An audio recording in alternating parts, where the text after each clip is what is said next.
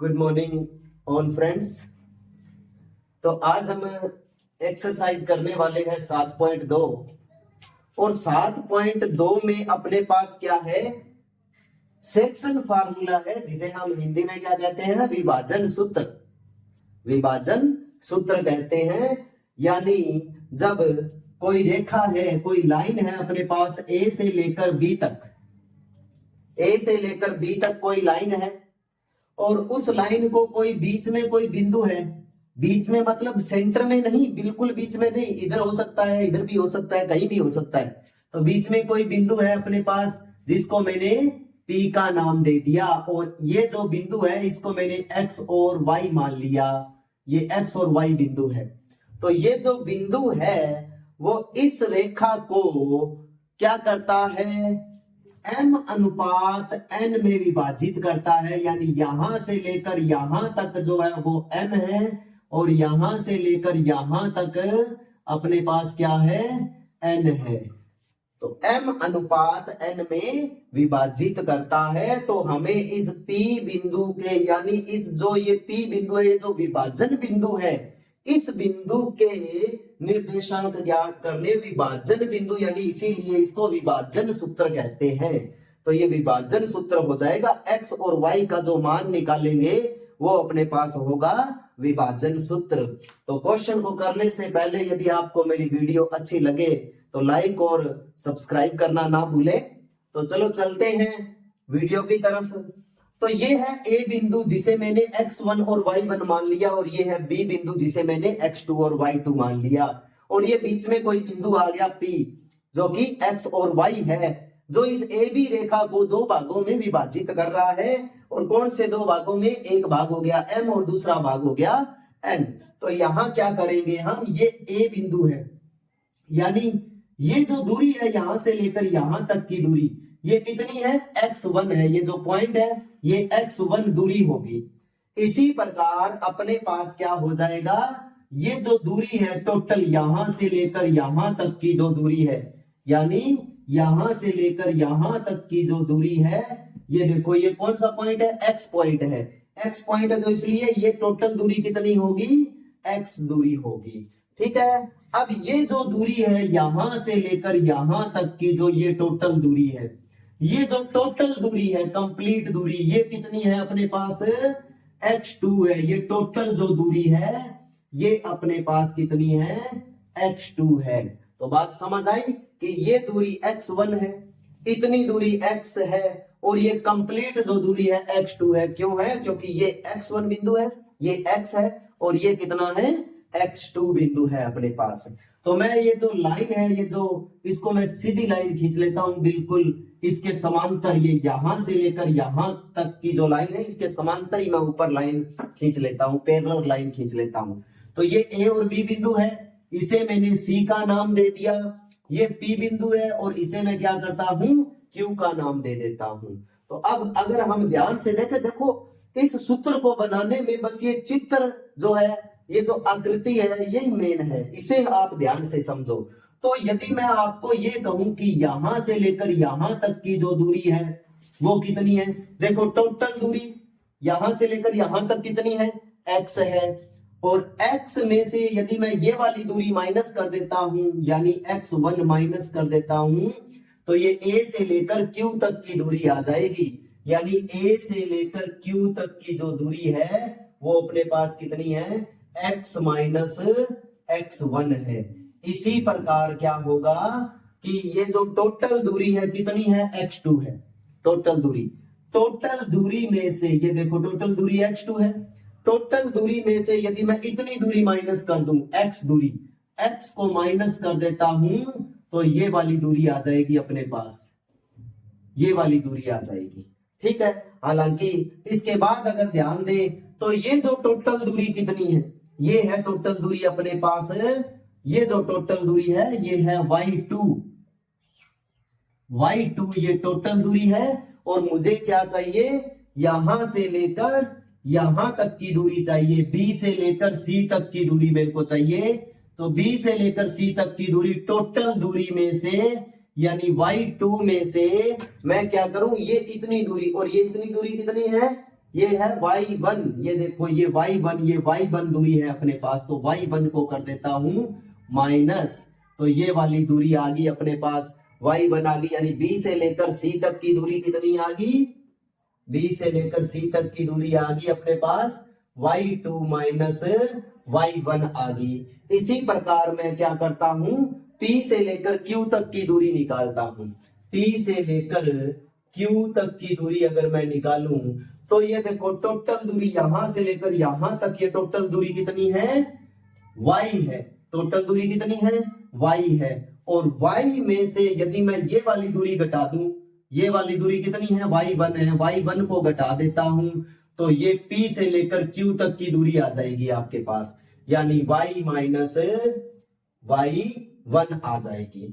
और a से लेकर p तक की दूरी आपके पास कितनी है, a से लेकर p तक की दूरी तो अपने पास है m, और a से लेकर b तक की दूरी कितनी है, a से लेकर b तक की दूरी आपके पास है m प्लस n, यानी टोटल दूरी m और n को जोड़ देंगे तो ये टोटल दूरी आ जाएगी अपने पास। तो चलिए चलते हैं अब क्वेश्चन की तरफ, ध्यान दें।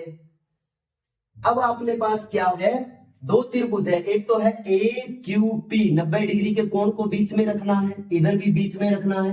एक त्रिभुज उठाते, त्रिभुज ए क्यू पी, यहां लिख रहा हूं त्रिभुज ए क्यू पी व त्रिभुज ए से लेकर सी तक और बी, ए सी बी, त्रिभुज ए सी बी में, और इन दोनों ही त्रिभुजों में यदि आप ध्यान से देखो तो ये ए जो कोण है वो कॉमन कोण है, यानी उभयनिष्ठ कोण है, कोण ए बराबर कोण ए आ जाएगा।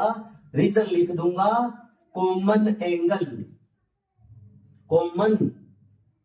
और इसके बाद अगर बात करें तो इसमें ये कोण 90 डिग्री का है, यानी ए क्यू पी, कोण ए क्यू पी बराबर हो जाएगा कोण ए सी बी के, कोण ए सी बी के बराबर हो जाएगा। और ये कोण होगा प्रत्येक 90 डिग्री का कोण हो जाएगा। तो देखो दो कोण अपने पास बराबर आ गए, तो इसका मतलब क्या हुआ कि ए समरूपता नियम लग गया, यहां लिख रहा हूं ए समरूपता नियम से दोनों त्रिभुज यानी त्रिभुज ए क्यू पी समरूप हो जाएगी त्रिभुज ए सी बी, दोनों ही त्रिभुज अपने पास समरूप हो जाएगी। और समरूप त्रिभुजों के जो संगत भाग है वो क्या होते हैं, समान अनुपात में होते हैं, समानुपाती होते हैं। इसलिए मैं इस त्रिभुज की ए क्यू भुजा, ए क्यू, और बड़ी वाली त्रिभुज की ए सी भुजा, बड़ी वाली त्रिभुज की ए सी भुजा, इसी प्रकार छोटी वाली त्रिभुज की पी क्यू भुजा और बड़ी वाली त्रिभुज की बी सी भुजा हो जाएगी अपने पास, बराबर छोटी वाली त्रिभुज की ए पी भुजा और बड़ी वाली त्रिभुज की हो जाएगी ए बी भुजा, ए बी। यहां कारण जरूर लिख देना आप कि समरूप त्रिभुजों के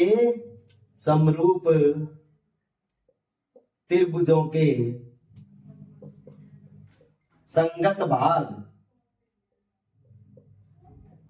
समरूप त्रिभुजों के संगत भाग।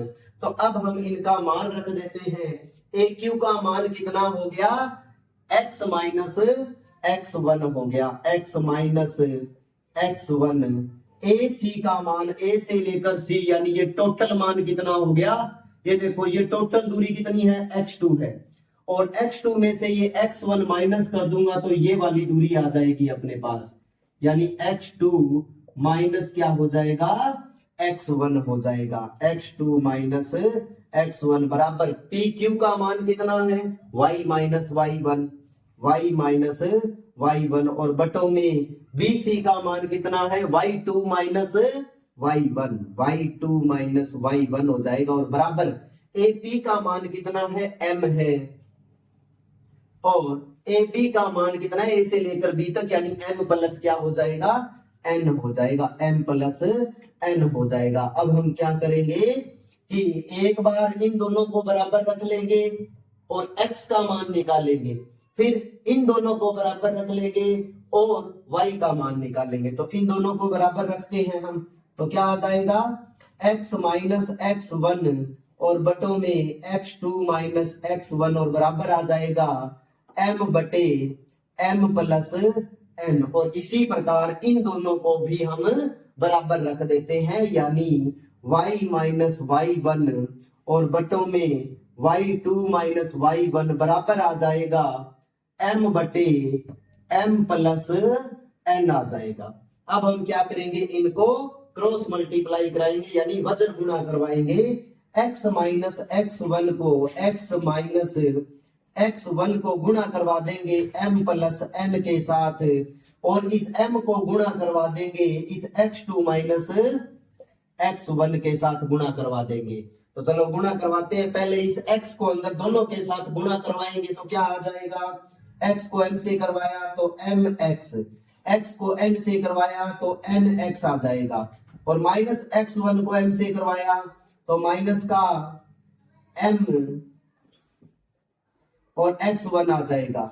x1 को n से करवाया तो माइनस का n और x1 आ जाएगा, और बराबर इस m को भी अंदर गुणा करवा देते हैं तो mx2 आ जाएगा और माइनस m को x1 से करवाया तो mx1 आ जाएगा आपके पास। तो अगर आप ध्यान से देखो, मैंने बार बार आपको कहा है कि बराबर में एक जैसी संख्याएं होती है तो कट जाती है, कैंसिल हो जाती है। तो ये वाला और ये वाला कैंसिल हो गया, क्योंकि ये माइनस का mx1 है, ये भी माइनस का mx1 है।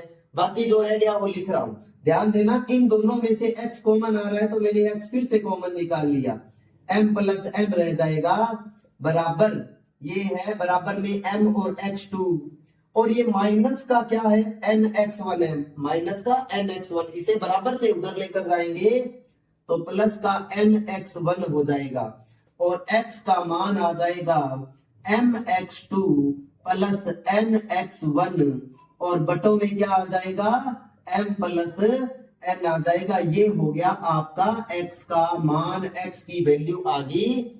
इसी प्रकार हम y की वैल्यू निकाल देते हैं, वज्र गुणा करवाएंगे, y को m से करवाया तो y my आ जाएगा, y को m से करवाओगे तो my, और y को n से करवाओगे तो ny आ जाएगा। माइनस के y को m से करवाओगे तो माइनस का my1, माइनस के y को n से करवाओगे तो माइनस का ny1, और बराबर आ जाएगा m को इन दोनों से गुणा करवाएंगे तो m को y2 से करवाया तो my2 आ जाएगा, और m को y1 से करवाएंगे तो माइनस का my1 आ जाएगा। और ध्यान से देखो, फिर आपके पास ये माइनस का my1 है और ये भी माइनस का, ये आपके पास है माइनस का my1, ये दोनों कैंसिल हो गए। बाकी जो रह गया लिखते हैं, इन दोनों में से देखो y कॉमन आ रहा है, y कॉमन निकाल लिया, अंदर रह गया m प्लस n रह गया, बराबर में ये है my2, और ये जो माइनस का ny1 है इसे बराबर से उधर ले जाते हैं तो प्लस का हो जाएगा ny1 हो जाएगा, और ये m प्लस n क्या है, गुणा है, तो y बराबर क्या आ जाएगा my2 प्लस ny1, और बटों में क्या आ जाएगा m प्लस n आ जाएगा। तो ये कौन सा पॉइंट हो गया आपके पास, P पॉइंट हो गया, यानी जो विभाजन बिंदु है, विभाजन बिंदु आपके पास क्या है, x और y है, और x का मान क्या हो गया mx2 प्लस nx1 बटे m प्लस n, और y का मान क्या है my2 प्लस ny1, और बटों में m प्लस n हो जाएगा। ये है आपका विभाजन सूत्र।